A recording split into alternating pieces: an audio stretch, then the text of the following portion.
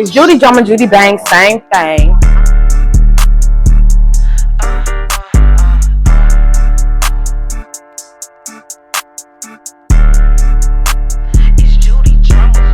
I give him hell cause this pussy is pressure. Had a free slot to put him on my schedule. Falling in love cause this ain't a regular. You wanted your bitch, then you should've kept. No hands like a Tesla, don't make it sense. What the fuck is going on? It's your girl Judy, Drama, Judy, Bang, same motherfucking thing. Happy motherfucking New Year, everybody. It's the year 2024 and it's going down this year. And because we're in a new year, I'm trying something new with my YouTube channel, and that is to just merge my music and my life together so that y'all could finally get in my business the way I feel like you want to get in my business. I got an idea from my cousin. Y'all can follow her at the link below at Renita Elaine on YouTube. She was like, cousin, you are hilarious. You're entertaining. And people want to get to know you outside of your music. So you got to give the people what they want. I'm like, bro, I don't want to get these niggas in my business. Baby nosy. And she was just like, yeah, it ain't about you, it's about the people. So I am now here merging my music and my life together, just for a fresh start, just so my fans can get to know me better outside of being a recording and a performing artist. So we finna get it started. So I don't know what y'all do during other people's story times, but over here, you need to get all your supplies. So if you drink, if you smoke, go ahead and get that. I'll give you a second. Seconds up. It's time to get into it. As I start this new story time, I really want to just be transparent with you all. I hope that I'm making this a judgment-free zone. So if you get on my page and I get in the comments and you getting a little spicy with your judgments, as if you're God, you will be blocked. Those are the ground rules. No judgment, because I lived a wild life. Yeah. So if you get you get the judging, you get the disrespecting my subscribers and all, you will be that away. Get them out of there. You know what I'm saying? So we just gonna get right into it. I've been contemplating on what I would call story time, because everybody got story time. Everybody story time. I feel like I'm a little more spicy than just a regular old story time. You feel me? So I decided to go with well, hell's bells. Judy got a story. See, I ain't even say it right. Hold on, y'all. Well, hell's bells. Judy got a story to tell. There we go. But yeah, I do got a story to tell, and I'm hell on wheels. So let's get started.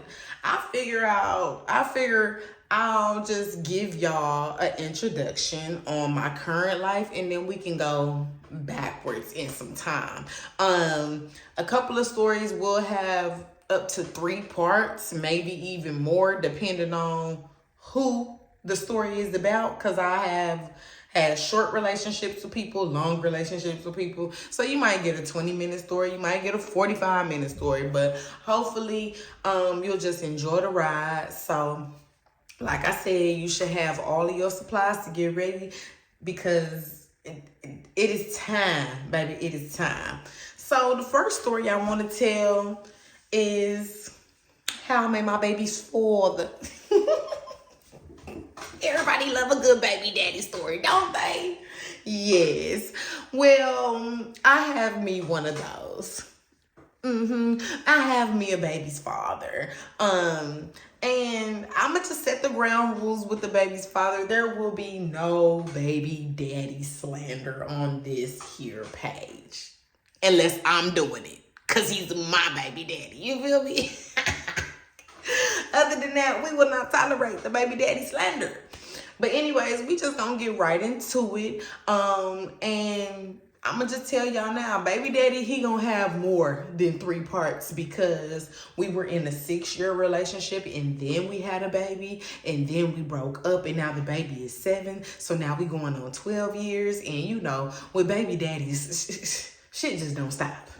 You know, it may pause, But shit just don't stop. So, you know, we're going to have a couple of episodes on the baby daddy, but we are not going to make story time about him all the time.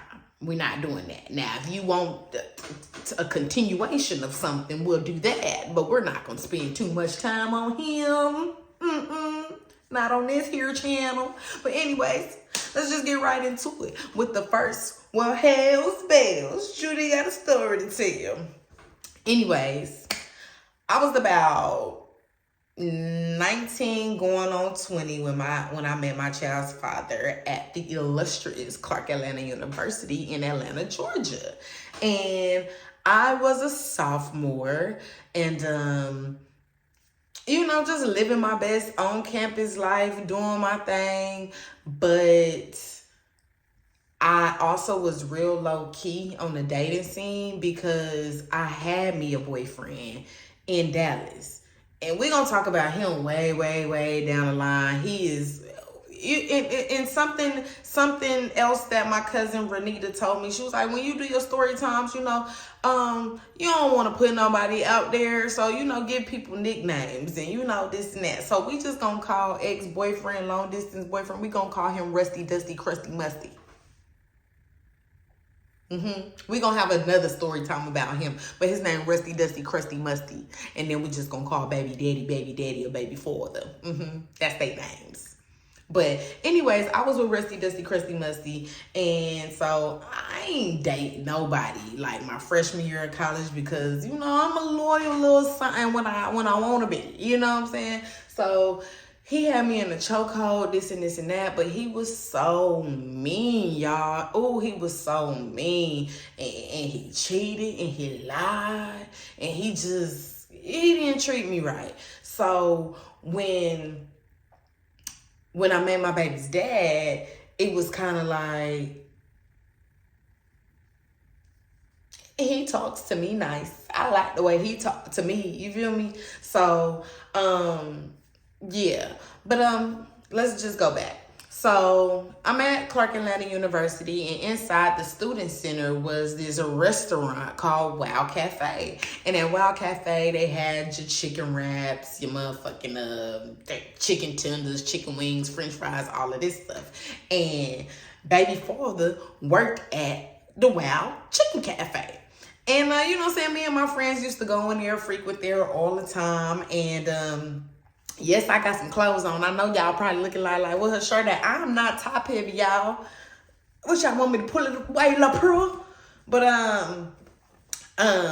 me and my friends used to go get our little chicken wraps. I used to get the buffalo chicken wrap, and I wanted it in the spinach wrap. You know what I'm saying? Cause I wanted to be a little healthy, even though it was real unhealthy. But he used to make it with love. You know what I'm saying? Every time I came in, he'd be like, "What's up, shawty?" I'm like, "I got it." Cause you my shawty. You know, anyways. So he used to, you know, do my little chicken wrap with love. And I just, you know what I'm saying? I paid him no mind, but I paid him some mind. So one day, after me and my best friend got done eating at the Wild Chicken Cafe, we was walking back to our dorm room. So him and his best friend slipped out to have a little smoke break. Now, when I say smoke break, I ain't talking about the Zypack. I'm talking about the nasty Newport. I should have known right there he was going to be my boyfriend and then my baby daddy and then my ex-boyfriend. By the way, he was smoking them Newports. I don't do the cigs. Not today, not tomorrow, not yesterday. So he came, you know, he was in the back.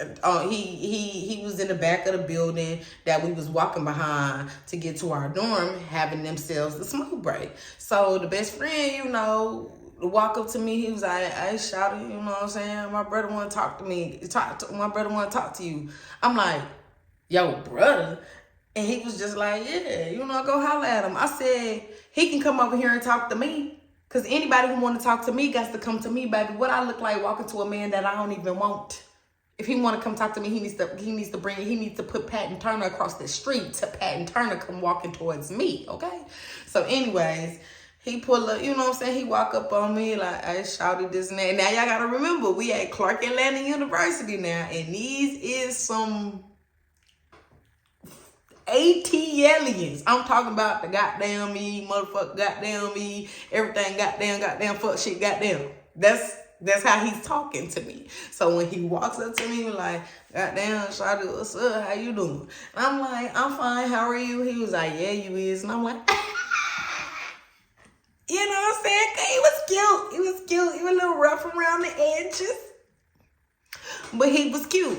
So, you know, I noticed that he had taken off his uniform shirt because he didn't want to smell like the cigarettes. You know what I'm saying? I like that. You know, like your judgment on that. But then he had on a wife beater that kind of sagged down on the V-neck part. And I seen the little hairs on his chest. And I said, sir, you got BDBs on your titties? Shave it off. He knew right then and there I was bossy McGossy. You want to deal with me? Take it off. And I don't care if we deal with each other for 5 minutes or 5 years, but that, I don't want to look at it. Guess what he did? Next time he came to see me at my dorm room. Shaved it off. Yeah, I let him know right there, baby, pussy dry this car. Not dick. Anyways, so, you know, like, over time, we getting to know each other. I like him. He like me. And things are going just so well. But I still got this dusty, rusty, crusty, McGusty at the crib. So I basically forfeited that relationship. It was so much shit that happened in between me breaking up with him and getting with baby daddy that transpired that we're gonna talk about in a different episode. But it's just like, ultimately, I got rid of him, stopped talking to him, let the birds have their bird food, and I focused on my new Atlanta treasure. So I met him in the beginning of my sophomore year, and by the end of my sophomore year, we was baes. Like, that was boo, that was bae, that was everything that I wanted in a man. And it was really because I was coming from a place where I wasn't being treated right. I wasn't being loved properly. You know what I'm saying? And to be fair, I don't think I was given the love properly. I was being very passive aggressive. I was being very I was being easy for a man to manipulate, you know what I'm saying? But knowing that I really had the juice back at school, so it was just like a sneaky factor in there too. But whatevs. I never physically cheated on him. When I saw that me and baby daddy would possibly grow into something and I was already being tormented over here, I'm like, bye. So the summer leading up to my junior year, I stayed with him. You know, I just lived with him and his roommate, which was the best friend, who was just like, yeah, my brother want to talk to you. So at first, their living situation was like this: one dude, baby daddy, and then the best friend. But then something happened to the other dude, whatever. But anyways, during this summer, I really showed him, like, this is where you want to be. It's domesticated over here. I'm a cook, clean, and you feel me? You ain't got to go nowhere. So that's what was going down. And I'm talking about Pound Town, Soak City, motherfucking Drillville, whatever you want to call it. It was happening. It was going down that summer leading up to my junior year. And we was drunk in love. You know what I'm saying? We ain't have shit. We ain't had no money. All we had was this apartment, my car, and we was just dumb in love. Now, baby daddy, I'm gonna just describe him. You know what I'm saying? He's tall, dark, handsome. He, over time, graduated into a classic Renaissance man, but that was my doing. When I first got him, he looked like Fabo. Well, that what he looked like. I'm talking about dreads from here down to his feet. Again, Newport nasty. You know what I'm saying? Tall T, taller than him. He about 6'2". So it was just a mess. But I seen the potential in him. You know what I'm saying? Under all that scruff and druff, I seen the Renaissance man he soon end up becoming. And that summer, I really, disclaimer, y'all, I really can't stand cigarettes. Like, it's just nasty to me. So I kind of told him, like, I don't really want to kiss you like that if you gonna be smoking them cigarettes. Guess what he stopped doing? Same thing he did with that motherfucking titty hair. Cut it out. Cut it off. I don't want to taste it. I don't want to look at it. So he stopped smoking cigarettes. You know what I'm saying? And some of y'all might be like, oh, okay. You know what I'm saying? He moving like a peon. No. He knew that he finally had a woman who had his best interest at heart. We finna clean this shit up, bruh. If you want better for your life, let's start doing better for your life. And I don't care that I'm 20 and you're 23 and you the boss, you the man. Like, no. Just like I gotta be right and tight and not smelling like motherfucking cigarettes, so do you. Okay? So that's where we were with it. So, you know, he ends up, we got into like a little mini argument because he was just like, man, how the fuck I got a girl that do hair. I do hair. And you know what I'm saying? My head always looking the fool. And I was like, well, your dress looked the fool when you met me. So don't try to put that on me. Second of all, your hair is too long and it's just too dirty, y'all. One day I washed his hair and the shit was browner than me. The water was browner than me. You know what I'm saying? And I got it because it was just like, bro, your hair is so long and all you do is keep it up in this little thing while you working, and then you smoking cigarettes on top of that. So you ain't really tending to your hair. But then, like I said, we start doing some trimming of this and that. Eventually, he cut his dreads off. Baby, when he cut them dreads off, yeah, he was him. He was him. You know what I'm saying? And so now we done. The titty hair gone. The cigarettes gone. Dreads gone. I done built me the perfect looking man from ATLANTA. That's where I stay. Live. Okay. He was fine, y'all. Like, handsome, very, very. He was already nice looking with potential, but once we got from all up under there, once we did all that, once we fixed all that, yeah, he was him, most definitely. So, now I'm just like super attracted to him. I want to live in his ball sack, all this goofy ass shit there.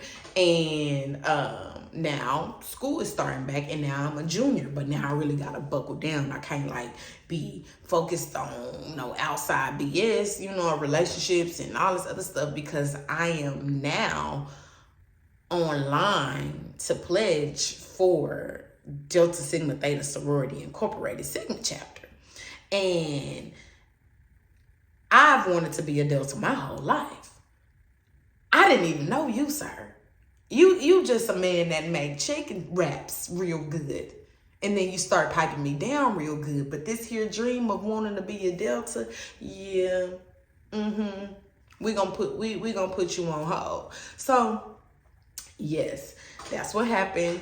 I pledged Delta. Everything was rocking and rolling. I just loved the whole experience. I gained 33 sisters in Delta, and it was just a time to be had. Mind you, I'm just 21 years old. You know what I'm saying? I got my whole life ahead of me, but I'm in love with this man. I just joined the sorority. I'm a straight A student, and I just felt like I was in my winning season. So after we crossed online, you know, my line sisters like Turner. For those who don't know, my real name is Courtney Turner. So they was like, Turner, let's go to the Q party. Let's go to Greek picnic. Let's go Thursday. Let's go latex. And I'm like, baby, I already did that with y'all. I did the pledging process with y'all. This summer, I'm with my man. I gave y'all 2.5 months of my life. I'm with my man. Invite your mama to the Q party. Invite your mama to latex. I ain't going, because I'm with my man. Okay? So, you know, I pledged Delta. I'm back with my man, and we is just in love. So then,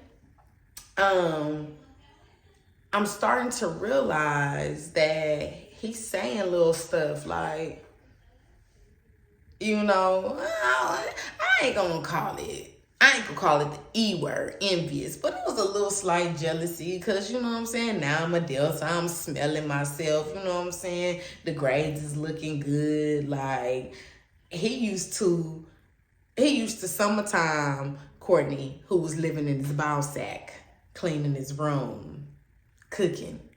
You know what I'm saying? Licking the ball sack. He used to her. But now school has started back. I go through this strenuous process. And now he just, you know what I'm saying? He like, you know what I'm saying? You kind of smelling yourself. But really, this been me the whole time, baby. Remember who made you cut your titty hair? It wasn't the other way around. Remember that. Let's not get too smart at the mouth, you know? So, you know, he starts smelling himself, and then ultimately we start having little problems, but nothing too serious, just real petty, like, you know what I'm saying? Little petty arguments. We ain't really seeing eye to eye, but we still very much in love. Let me just put that out there. So ultimately, you know, I become a senior. Now there's the next year, you know what I'm saying? And I become a senior. I am still, I'm 1 year in Delta. We're now a full year and a half as boyfriend and girlfriend. And it's time for me to graduate. And she get real sad. She get real sad to the point where we don't want to separate. I want to be with him. He want to be with me. Like, this is what we want to do. This is what we're going to do. But how are we going to do it? We're just young and dumb and no job. I mean, he had a job, but he didn't. It's like what the other lacked, the other one possessed. So he had a job with no car. I had a car with no job. But here I am finna graduate, so I'm finna take my car. So all that driving to work and picking me up from school in my car, that's dead because I'm graduating and I'm moving back to California. Now, like I said originally, did y'all see my wig in the back? Oh, we gonna have to, what is the little shit from Men in Black where you put the thing up? Yeah, we're gonna have to do that. Make sure y'all didn't see that. But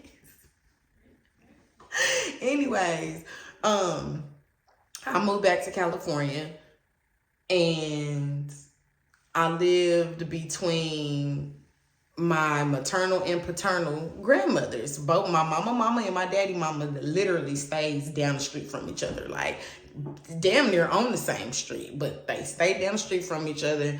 And I mean, I'm at Lady house and she just yank, yank, yank, yank, yank. I go down to Granny house. She just yank, yank, yank, yank, yank. And I'm just like, ladies, I just want my man. I just graduated. You over here talking about go to the military. You talking about over here be a teacher. I don't want to do none of that. I just want to go back to that man's ball sack. That's what I want to do. That's what I'm going to do. So yeah, I packed up all my stuff from both grandmas. And my granny told me, and I got into it real bad with my mom, with my daddy mama, granny. Because she was trying to warn me. And this is where I'm telling y'all, don't be, whether you a man or a woman and you invested in a man or a woman or whatever your sexual preference is, whoever you're dealing with, and you have an elder step in, somebody who's been living way longer than you, tell you, hey, I done been around that block you trying to go around. You do not want to go back to Atlanta and live with that man and his mama and his parents. You wait until he has his own apartment to put you in. You don't go living with his parents. But I'm like, his mama already said I could live with him. His mama already said this and this and this and that. His mama already said this. And my granny like, so you finna give up your own room down the street at Lady house to go live at his mama house in Atlanta, and you gonna sleep on the couch? That's what you finna go do? Yes, grandmother. That's what I'm finna go do. Like a fool. Like a fool and a half. So, but hey, I'm young, I'm dumb, I'm in love. We turned, you know what I'm saying? We just doing our thing. So, me and Granny, we not seeing eye to eye because she been around that block. She spent it 100 times, and I'm just spending it for the first time, thinking I know what the hell I'm talking about, and I don't know shit. I don't know shit about Shinola. So I get to Atlanta, sleeping on his mama couch, and I'm very uncomfortable because it's a lot of people in this house. It's the mama, the daddy, a baby daddy. We didn't have no kid at this time, but remember, we is calling people by their aliases. Baby's father,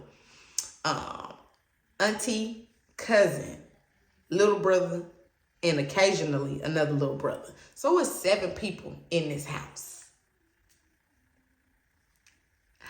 I ain't getting no sleep. And the only reason why I wasn't getting no sleep is because the little cousin, we gonna call her bestie for the rest because, you know, if we like then ain't no switch it up. But every morning this girl will wake me up before school to help her put some flimsy strip lashes on. Like, baby, you ain't learning nothing else in school. You need to learn how to put on these lashes and start waking me up, girl. It is 6 o'clock in the morning. I ain't got no job and nowhere to be. Can you please learn how to do this yourself and leave me alone, please? And thank you. I ain't getting no dick. I'm not getting nothing that I'm thinking I'm gonna get. And I'm like, this whole time, Granny was correct. You know what I'm saying? So I'm pressuring him. I'm like, look, you wanted me back here away from my family to be with you and yours. I need an apartment. You need to figure out how to do that. You need to figure out how to get us in our own shit, and you need to do it yesterday. So he worked overnight at a warehouse, and he eventually, you know what I'm saying, climbed that ladder, and he got me an apartment. And I mean, I was the happiest woman in the world. We didn't have no furniture. We didn't have nothing but each other. We had a big old 2-bedroom apartment. Why we had 2 bedrooms and it's just us as a couple, IDK. A little flex, you know what I'm saying? But we made it work. Y'all excuse the noise in the background. That's my son. He's at therapy and his therapist comes to the house. We'll talk about him in a different episode later. But yeah, if y'all hear all that noise in the background, that's just my son doing what he do best. I didn't have no job. I was actively looking for one, but yeah, like it was just him being a man, doing what a man is typically supposed to do and take care of his woman. And he put us in an apartment. And that's when we really started to get to know each other. That little summer that I lived with him and the homeboy, that was honeymoon. We in our own shit now. Now it's going down. We fucking like jackrabbits. We doing that. But we also getting into it. Like inmates. Why is that? You ask. Why is that? Stay tuned for part 2.